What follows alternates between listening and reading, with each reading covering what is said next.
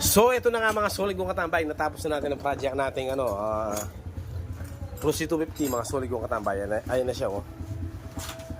So nailagay na natin yung kanyang gas tank at saka yung kanyang upuan at saka yung kanyang mga side clearings mga solid kong katambay. Wow. Ayan na oh. So nailagay na natin yung ito na yung tindigan niya mga solid kong katambay. Ayan oh. Ayun na siya. And then nagawa na rin natin yung kanyang bracket sa kanyang chain. Ito mga solid ko katambay, nalagay na natin to at nalagay na natin din yan. So ang kailangan na lang dito yung road test na lang mga solid ko katambay. Pero syempre kailangan muna nating linisin yung mga tagas-tagas na to mga solid ko katambay. So ito na siya oh. So as usual mga solid ko katambay, functional na siya, functional.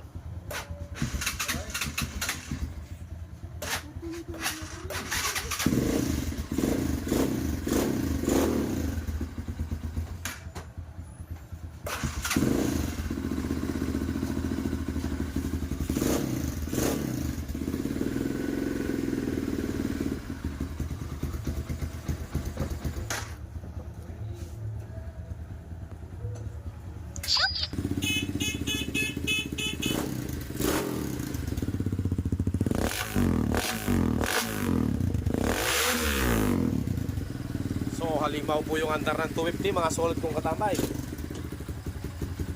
Tignan natin yung hazard niya. Hazard. Alright mga solid kong katambay. Ayan o, may hazard na siya. Tignan natin sa likod.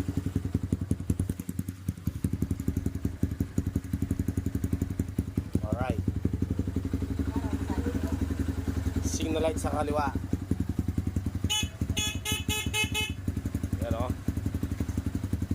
Sa kanan mga solid kong katambay.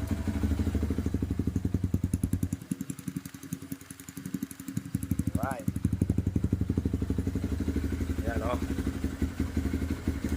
Tapos ilaw. Alright. Passing. Alright. Busina. Napakalakas po ng busina niya oh.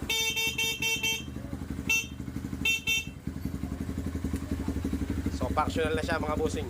Ayaw ko munang ilagay yung kanyang mga yung mga kanyang hand grip kasi yung kulay orange, baka madumihan mga solid kong katambay. So ito na pwesto na natin ng maayos mga solid kong katambay. And then napan-checking tayo sa kanyang stoplight switch sa likuran mga solid kong katambay. Yan o.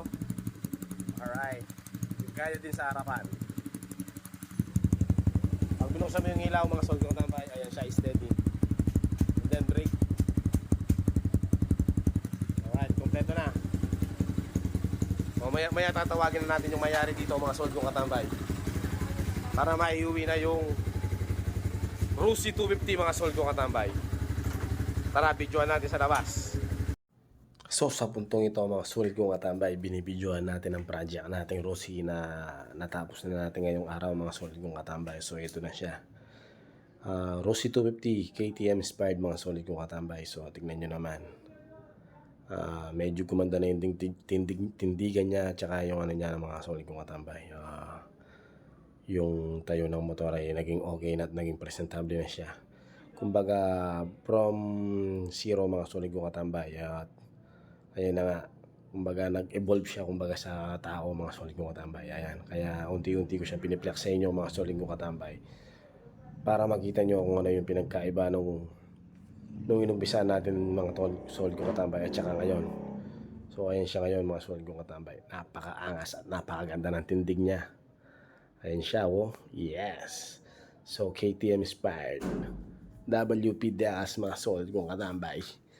Ayan. So ito siya mga solid kong katambay oh. Napakaganda yung kanyang tayo. Ayan. So kung mapapansin nyo mga solid kong katambay, hindi ko pa linalagay yung kanyang hand grip kasi baka madumihan kasi yung kulay orange din yan. So ilalagay na lang natin yan pag kukunin na ni customer mga solid kong katambay. Ilalagay ko yung kanyang hand grip pag kukunin na lang ni paring Lau. So, para siya yung makabasal dun sa kanyang hand grip, mga solid kong katambay. Ayan. So, napakaganda oh. So, inulit ko, functional na lahat yan. Yung nailagay nating mga accessories, yung Honeywell switch, then starter, slim switch, and then a service na active throttle, and then motosuit na seat cover, mga solid kong katambay. At saka QX moto na cambio, and then yung mga chain guard niya, mga chain guide, and then rubber pipe sa kanyang muffler, mga solid kong katambay. Ayan na siya. So, all goods na siya, mga solid kong katambay. So, ayan, sana nasubaybayan nyo itong video to at na-appreciate nyo kung gaano yung kagandahan ng motor ngayon. At nagpapasalamat ako sa inyo, mga solid kong katambay, na inabangan nyo at inantay nyo yung output ng motor na to. God bless sa ating lahat. Coco Martin, no? Wah!